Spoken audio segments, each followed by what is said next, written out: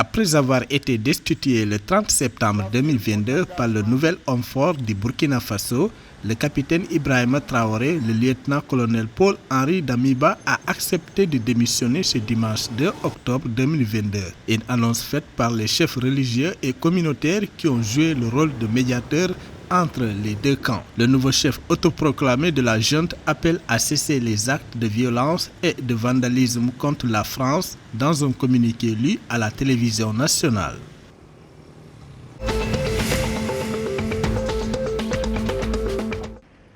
Après avoir levé le 23 septembre 2022 36 milliards de francs CFA, le Sénégal sollicite à nouveau un emprunt de 35 milliards de francs CFA sur le marché sous-régional de l'UEMOA.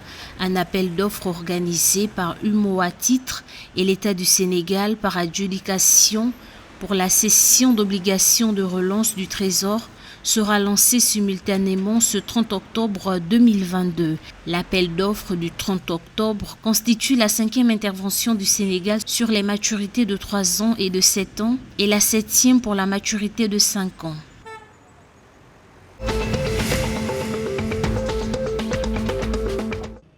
La Banque ouest-africaine de développement BOAD reconnaît l'incidence négative de la fraude et de la corruption sur le développement économique de ses États membres. Consciente de cette situation, l'institution financière et la Haute Autorité de prévention et de la lutte contre la corruption et les infractions assimilées du Togo ont conclu vendredi 30 septembre 2022 à Lomé un protocole d'accord de coopération pour combattre la corruption et les autres pratiques répréhensibles au Togo. À travers cet accord, les deux institutions vont créer des conditions pour prévenir, détecter, enquêter et combattre la corruption et les infractions assimilées dans les opérations transfrontalières.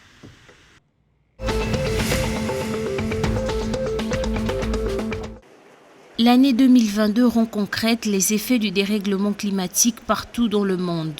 Parmi ces événements climatiques extrêmes, des pluies torrentielles ont frappé certaines régions du Ghana, dont la capitale Accra, provoquant ainsi des inondations dans le centre-ville et perturbant la circulation sur les principaux axes routiers. La pluie intermittente, qui a commencé dans la nuit du vendredi 30 au samedi 1er octobre, s'est poursuivie jusqu'à samedi dans l'après-midi. De nombreuses canalisations importantes transportant de l'eau courante ont débordé, tandis que certains nids de poules des routes se sont agrandis et creusés.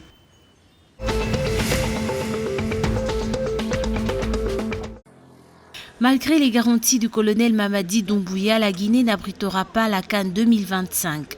L'annonce a été faite par le président de la CAF lors d'un point de presse tenu le 30 septembre 2022 à Conakry, la capitale. Au terme d'une journée marathon au cours de laquelle il a rencontré le ministre des Sports, le Premier ministre et le président de la transition, le colonel Mamadi Doumbouya, le président de la CAF a annoncé la mauvaise nouvelle aux fans du Sili national.